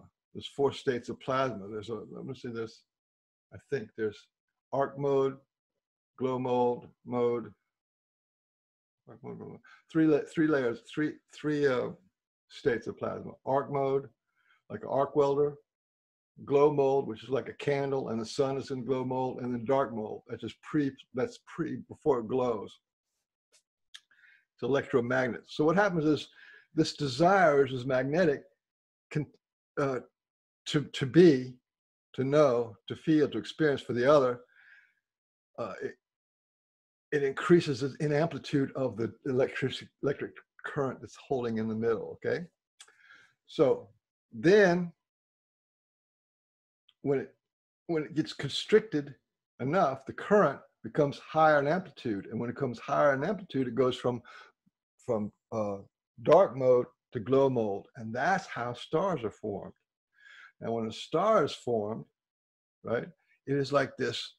It's like when the light bulb comes on. It's like when a fluorescent light turns on. Right, this whole expansion happens. Now, emotionally, this is the man and the woman. The electric and the magnetic is the man and the woman.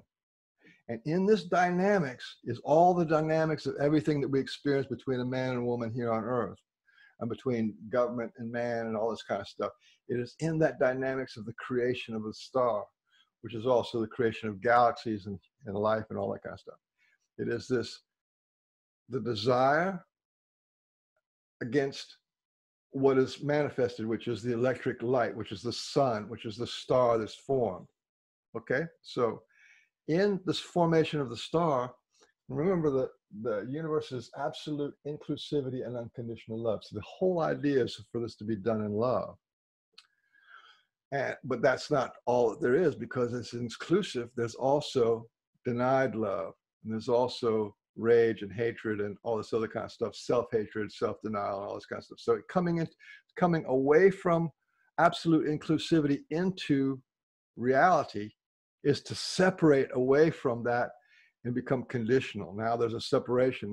This is where polarity comes in. It is from nothing to something is the first step in frequency. The first step is from the magnetic field, just being it by himself, to the electric current flowing, and the second one is when it becomes that. So all violence towards women, all rape and murder and hatred towards women and towards Black people are in the vibrational frequency of this light that expands out and penetrates into the darkness, which is the mother, right? And basically wounds her. So even though it's 96% love, there is in that frequency rape, murder, death, abuse, war, suffering, poverty, torture, and evil is in there. That's what they call Lucifer, the first light. The first light was penetrated the mother's energy so powerfully that it hit her heart and blew out heart. So that's why we have a big issue on earth with heart. So what I'm saying is, we were talking about the man and the woman, the thought and the feelings. All this stuff is going inside of us, right? It is not the darkness that is evil. It is light with no intent to heal that is evil. It's light with no love in it that is evil. Yeah. And so when we do our little part to heal our little emotions in our family and whatever, that actually heals when we heal ourselves, we heal our family. And when we heal our family, we help heal the world, and we also help heal what was in discord from the very beginning of creation. So this stuff is built into the, so we can point fingers all we want, which is okay, but it's still the man and the woman, the thought and the feeling, the electric and the magnetic. It's those things not either balanced in the heart or not in the heart, either overriding the heart with hurtful intent or not. So I don't know if that went over your head or not, but issues you have with the mom and pop stuff goes all the way back to the first creation, to the beginning of creation. Well, I feel it was really helpful. I feel like it's like saying you have the natural man and you have the natural woman, then you have the distorted version of the woman and the distorted version of the man, and then you also have the duality that exists in a universe that's a construct of light.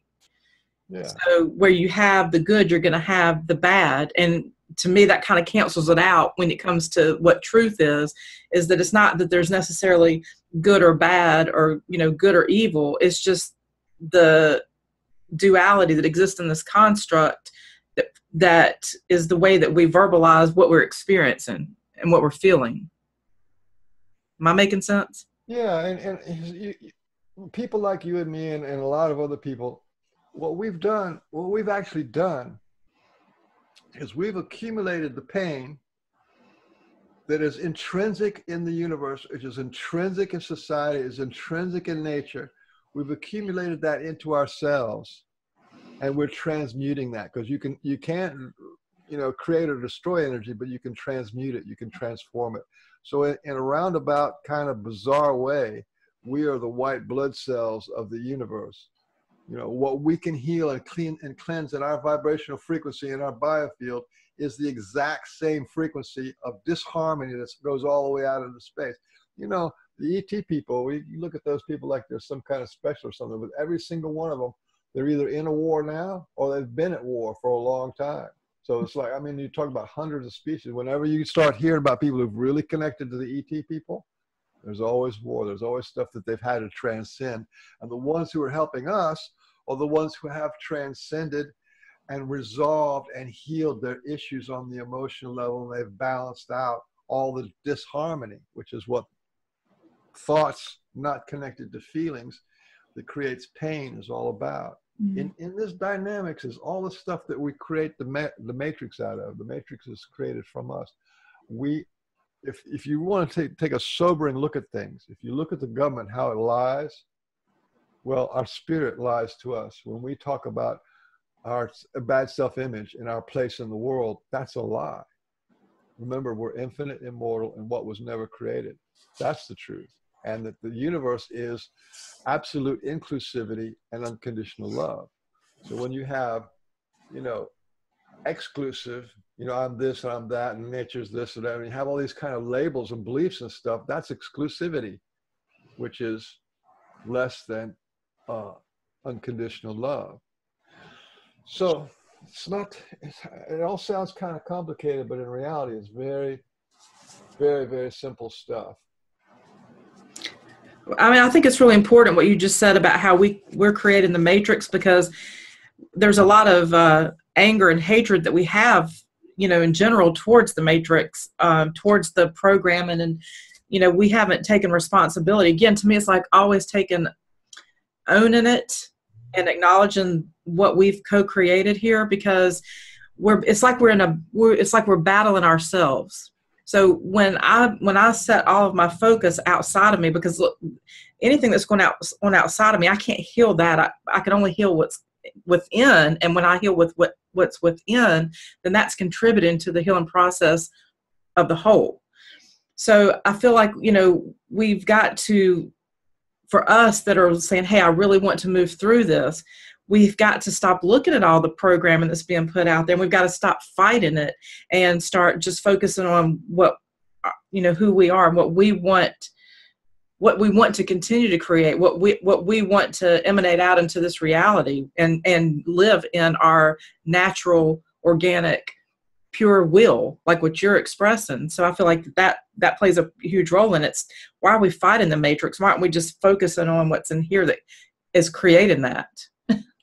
Yeah, if you can stop the pain of your will, stop the cause of the pain, and release the pain of your will, you're in pretty good shape.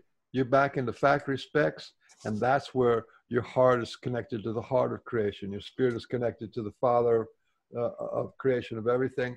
Your will is the mother of everything. You see what I'm saying? That once you get rid of the pain, which is also getting rid of all the judgments, all the belief, and all the denial, which sounds like a lot, but really there are only certain many categories. Even if there was like 500 of them, these frequencies, that's not that many. I mean, you've been carrying around stuff for 30, 40, 50 years. It's not that much to actually go through and really sift through and clean out your whole biofield, clean out your past, clean out your karma. It's called karma is what it is, which is also your Akashic records. When you start clearing out your Akashic records, guess what? Your memory comes back. Yeah. So it's all love. It's really about love. The bottom line is it's about love, you know. If you don't heal yourself, it's because there's something that doesn't love you. It's something not allowed. It's a self-sabotage. It's a self-disregard. It's a self-unimportance. It's a self, diminishment. Yeah. Mm. And that really needs to be worked on, you know, because if you come from absolute inclusivity and unconditional love, and we're not experiencing that, there's a huge gap. There's a huge gap between not experiencing absolute inclusivity and unconditional love to what we have is the most conditional, the most unloving, the most fragmented. Yeah, that gap is the amount of love that you've lost. The amount of love, that amount of connections that you can't reach, the power of truth that you can't feel. And that's a huge deal. When we're walking around like zombies and numb, like the word numb was used, yeah, that's what it is. It's a numbness, because the pain, if you had to feel all that at one shot, it would be too much. Yeah. Yeah. And also in healing this, the wedge between the masculine and the feminine, you know, women have felt suppressed and like they haven't had a voice, and we've, you know, kind of been made to feel like we have to exude more of a masculine energy, and men feel like they've kind of had their testicles cut off and they have to exert more of a feminine energy. And you've got the patriarchy system and the matriarchy system, and you've just got all these conflicts going on. And really what we all want, we want to be in harmony. We want to be complementary to one another. We want to be in support with the masculine and the feminine, but we're so hurt that we've lost trust. We're afraid of vulnerability. We're afraid of intimacy. So if someone says, hey, be sexual, we've become over sexualized.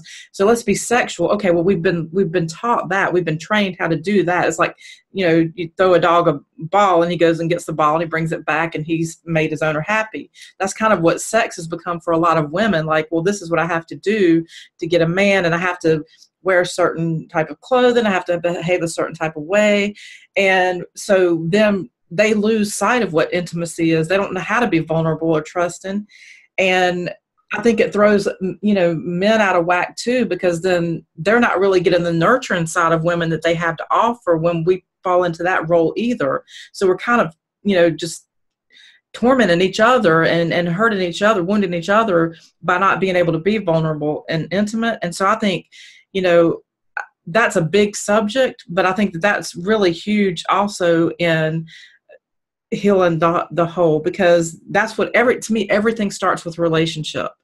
And it's truly the relationship between the masculine and the feminine. And that's going to go down from the creation of this universe with the masculine and feminine to the mother, the father, their children, and then husband and wives and siblings and the whole thing.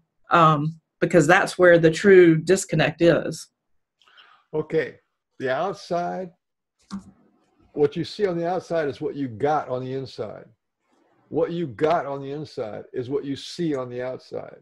Now, if I'm a man and I'm having issues with women, it's because my spirit is having issues with my own will, right? If you're a woman and your man's treating you like shit, it's because your spirit, which is the man, treats you like shit. I'm not good enough. I got to be humble. I got to be over nice. I got to take care of them. You see what I'm saying? You're treating yourself like shit, and then the man treats you like shit, okay? It all comes down to spirit, heart, will, and body. And if you don't get that relationship right first, then nothing else is good. Then you're going to be in a relationship with your wounds. And your wounds who want attention, your wounds want to be felt. They will go out and find somebody who will match your wounds and then crush you until you feel them.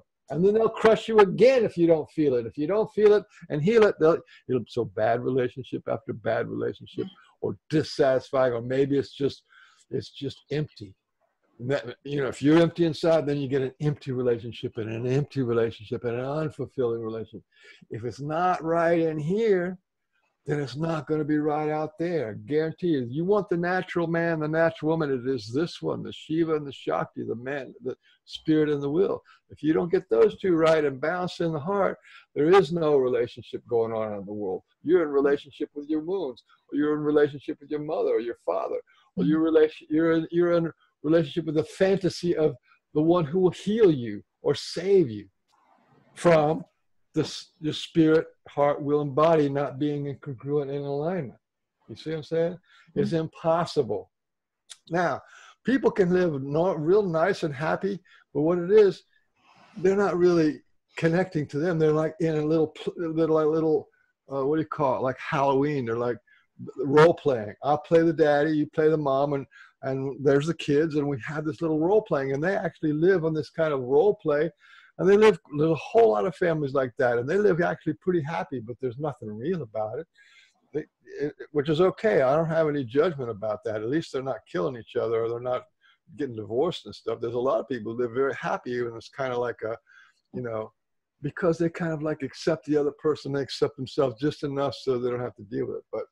But I've said that's like I don't know if that's necessarily happy. Maybe we're describing something different, but I did a little video on my YouTube channel called Are We Just Coexisting? Something like that. I can't remember exactly how I've termed it, but it's where we get to this point where we've given up on the idea of love, and we've given up on the idea of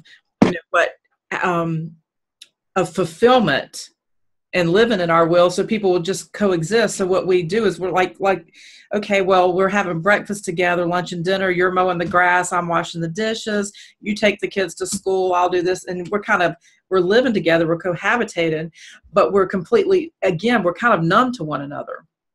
So it's not that we're necessarily happy, we're definitely not fulfilled, so we've just learned to coexist. Now, there is, for me, like when I look at the reality and I say, well, I can be a role player, but I can also be an observer. And when I'm in an observation mode, I'm truly in a state of neutrality. I'm not being triggered, and I'm in a place where I can just observe and see everything, and I accept everything as is. We're not going to be that 100% of the times. There's going to be times because of our wounds when we are triggered, and we go right back into that reactionary state.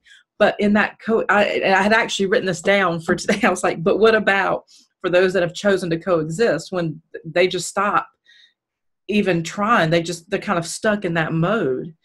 You know, what do they do when they're at that place? You're not gonna have like a really fulfilling relationship. You can have wonderful, loving relationships, a very nice, normal relationship, but fulfilling is a different story. I mean, you'd have to look. You can have a nice relationship with your dog, because you don't really expect much from the dog other than to be a dog. But when you get in a relationship with a human, it's like, well, he's not doing this, and I got to do that. And then there's this power struggle, and who's on top and who's on bottom, and all this other kind of crap comes up.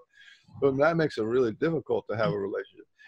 Trust me, is to have the man become loving to the woman inside of you, have the woman to be able to embrace and support the man, and have them both balance in the heart.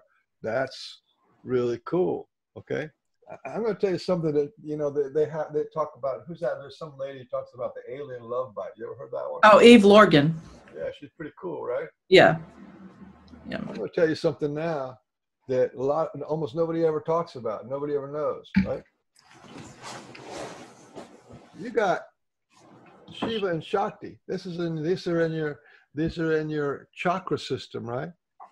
Right. So Shiva and Shakti. This is Shiva up here, which is the man. Shakti is the woman. And they're meant to be merged together. And they are gods. They are gods of this body. They are God, and they're also gods of creation. They're the creator gods. You see what I'm saying?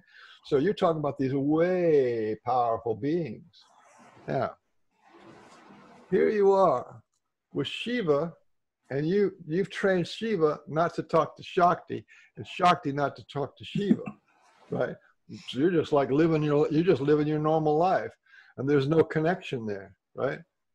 So Shiva never gets to feel Shakti, and Shakti never gets to feel, you know, when you have Kundalini rising, you know, Kundalini awakening, that's the Shiva, that's the Shakti coming up and saying hello to Shiva. It's like, whoa, computer on, you know what I mean? That's powerful stuff. Or enlightenment, that's when your life force goes up in your, right? So here's the thing. So there's the inner man and the inner woman, and they are gods. If you're even close to anything, to awareness, and you start to go out away from your inside to the outside, and you go to this man or this woman, there's actually a kind of a betrayal. It's like, that means either Shiva is cheating on Shakti or Shakti is cheating on Shiva. And it's like, that ain't going to stand. There's a possibility that that's not going to stand until you get to Shiva and Shakti, till you get the spirit and will connected inside first. They're not going to, there's like this jealousy thing. Why are you going to go outside yourself for someone who's not a goddess when you have a goddess inside you? Why are you going to go outside yourself for a god, for the knight on the white knight in the shining white castle? Why are you going to go for a god that's, when you have a god inside of you? Why are you going to go for this guy out here? You see what I'm saying? So you're saying when internally, when your masculine and feminine have not connected in harmony, then when you seek an actual physical other being, then it's like, wait a minute, you haven't even you're not even in relationship with me. So for you to go seek relationship outside of me, that's a betrayal. For you, no man will ever be Shiva. For me, no woman will ever be Shakti. See, there's no way that a physical person on the outside of your skin can be that god or goddess completely. You can have moments of tantra or moments where you hit those vibrational frequencies and, the world starts to, whatever, those climatic, sacred, holy sex and all that kind of, you can have that, but it doesn't stay. That's not a place you can stay at, because when you get to that level of sexuality and love and all that kind of stuff, then you're already back inside. You're already back inside to your spirit, heart, will, and body again, you see? And that's what's opening up, and that's what's going to the realms. But it's not about the other person at all, actually. Yeah. I don't know if you get what I'm saying, but there is a yeah. I mean, I do get what you're saying, and I get that on the sexual part, but I'm even taking it, I'm even talking about, like, just forget, like, someone that's not even necessarily choosing a life partner. I'm talking about, like, the frequency, the vibrational frequency discord between masculine and feminine in general on our planet, to where there's not this need to, like, dominate one or the other, and to be able to, like, come to a place of respect and honor each for their attributes and what they bring in to the world. And I feel like, there's a disconnect, because not everyone's going to choose to have a life partner. Not everybody wants to be in a relationship like that, other than with themselves. Okay, I'm talking ideal. What's actually manifesting on Earth is Luciferian crap all the way up to your eyeballs. And what was Lucifer? Lucifer, remember when the star was being created, and you have this, what is potentially going to be the God and the mother of everything. So you have spirit and will. And the first thing that happens is this explosion, and the explosion goes out against the will and then damages her. Okay, this is Lucifer. Lucifer is imprinted with damaging the emotional body, damaging the woman, hurting, killing, destroying, discounting. And this goes to the feminine, this goes to the black race, and this goes to children. Whatever has the most feeling is going to get hurt and crushed by this damaged light, which is usually a man doing it, because men have this, the light, right? So that's what's going on in the world, is the spirit actually is, is like the fall. The spirit is the fallen angel, which hates humanity. And what it hates about humanity, what it hates about Mother Earth and the natural man and the natural woman, is the feelings, because it wasn't made out of feelings. It was made out of just pure light, had no heart in it, and had no will in it, right? So that's like the false light. So you're, like, referring to, like, the false light. It's not the false light. It's the real light. It's the real light, but it is damaged. It is God's denied self-hatred. Okay, like the alter ego. Yeah. Okay. Yeah. Okay. And that's what's in control now of Earth. So whenever you have the oppression of the will of the people, you have oppression of the brown people, the oppression of the black people, oppression of women, oppression. You see what I'm saying? And the stuff with children being taken and raped and murdered and eaten and all that kind of crap. That's all Luciferian stuff. And that all is also inside of us, believe it or not. As bad as it is out there, we got it inside of us too, because remember what I said, the spirit, heart, will, and body, and your will represents your inner child. Yeah. So all that stuff of the children being taken away from home, that's inside of us. Our will is being, denied. So it's being taken away from its right place, which is in harmony. So it's like the children are taken away, or abused, or tortured, or, you see what I'm saying? Yeah. The vibrational frequency is identical to what we do to ourselves. So however, if you want to stop child abuse and women's abuse and rape and murder and all that stuff, it all has to do with making your spirit light loving, passing through the heart into your will. And this is what real healing is all about. Yeah. If you don't have a loving light embracing your whole being, then it's all show business. It's nothing real about it. Did we go too much into the deep end of the pool today? No, I think I think we have done well. I wanted to see if there's anyone else before we do start closing, if there's anyone else that has any questions or anything that they would like to share. Anything you want to ask Michael, or anything you want to share about your own personal experiences?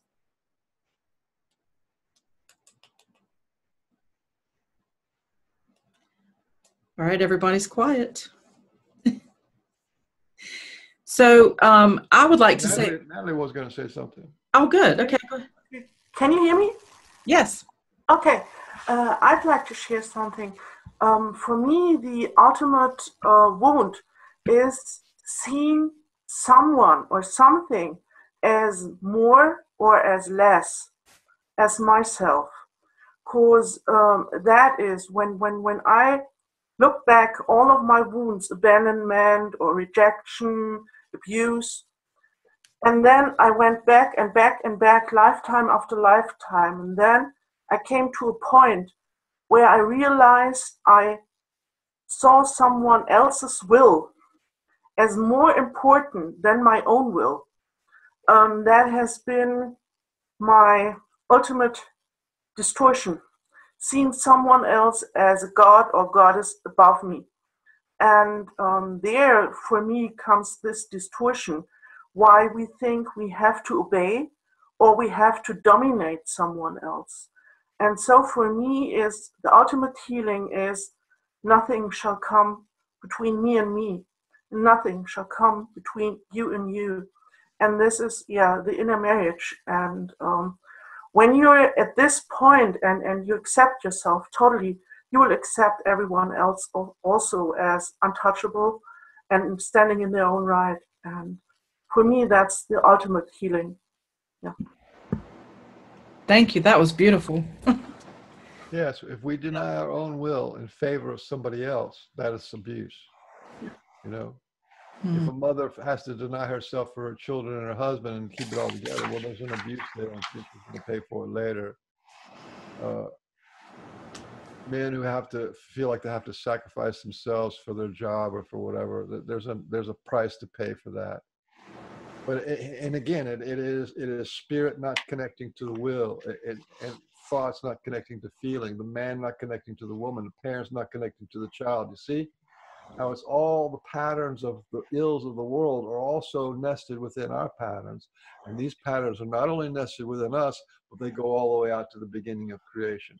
There is nothing that is actually causal from humans' point of view. We are swimming in the patterns of creation itself when we're in our pain and suffering.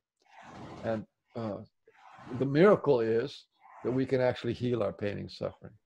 I'm empowering myself with a strong and loving intent to heal my will. Will you help me? That begins the process of accumulating, taking little pieces, like, and you said in past life and past life and past life and past life, you take a little piece from a past life and you bring it back. Will you help me? I'm empowering myself with a strong and loving intent to heal. And you actually go back into sort of like the ascent. When we were descended into matter, we lost, each time we descend from another step down, we lost a little bit of love, we lost a little bit of connection, we lost a little bit of feeling, we lost a little bit of wholeness. We become fragmented. So we begin to build our fragments back up. I'm empowering myself with a strong and loving intent to heal my will. Will you help me? I want to live. I want to be fulfilled. And you can actually bring all this around. And I think it's a very organic. You know, whether you do it with my modality, language lessons of the heart, or you do it whatever, however you do it, it's organic. We are meant to to suffer and then heal, and then sort of like there's a type of a conquering of the suffer. You know, the fear has a limit. First of all, God has a limit. A lot of people don't know that, but God definitely has a limit, because God was created out of the will.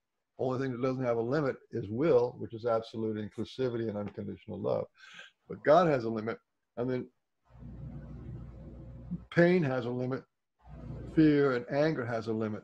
So if you only go so much into fear, and then fear doesn't bother you anymore. You can only go so much into anger, and then anger doesn't bother you anymore. You can only go so much into grief, and grief doesn't bother you anymore. You can only go so much into, your pain, and your pain ends. And when your pain ends, it ends by being connected to all the pain in the universe, and then that ends. It's a pretty beautiful process, really. It's the birth of the new consciousness. We're not going to take this denial and the crap that we're living in now into the next level. That's not going to happen. So whether it's my modality, which is a pretty good one, or somebody else's, there's a lot of other modalities out there that are pretty powerful. You get to heal your emotions and resolve your inner conflicts and get rid of your belief systems. Whatever modality that hits those notes, that's going to have to happen. Yeah. And when you can feel the pain of the whole universe, and that's when judgment dissolves. Well, it's also the birth of compassion. Yeah. Because you don't feel anything extra. You don't feel extra. You feel what yours is the pain of the universe. So you don't feel the extra.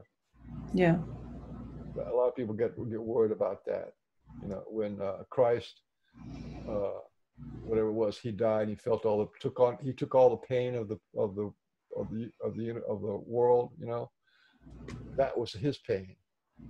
That was nested into our pain. Same thing with Buddha. When Buddha awakened, he awakened from his suffering, and when he awakened, the whole world awoke with him. That's what's going on. Your awakening is the whole world's awakening. Your end of your suffering is the end of suffering for the whole world. That's how it goes. That's how it works on that level. Because you're actually healing the pattern of the frequency that's been from the beginning. Yep, and I'll just share this. This is something that I say, and I share with people. I'm a creator being, and I only want what is real. I am done with suffering. I am a creator being. I only want what is real. I am done with suffering. And that's a choice we make.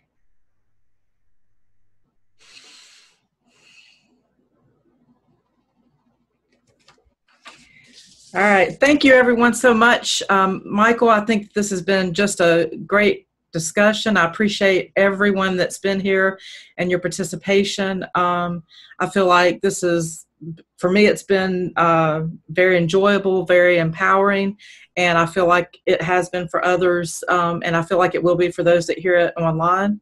And I just want to thank everyone so much for being here, and we might do this again, I think. Yeah, I got 2 or 3 more processes. We just talked basically about one, okay. So we could do it again if you want. Yeah, maybe in a couple months we'll go and do another round and let everybody have time to hear what was shared today. And you'll probably have more people that want to come on and participate. Yeah. Anyway. All right. Thank you. Thanks, everyone. Thanks a lot for everybody showing up. Yeah, thank you. Bye-bye.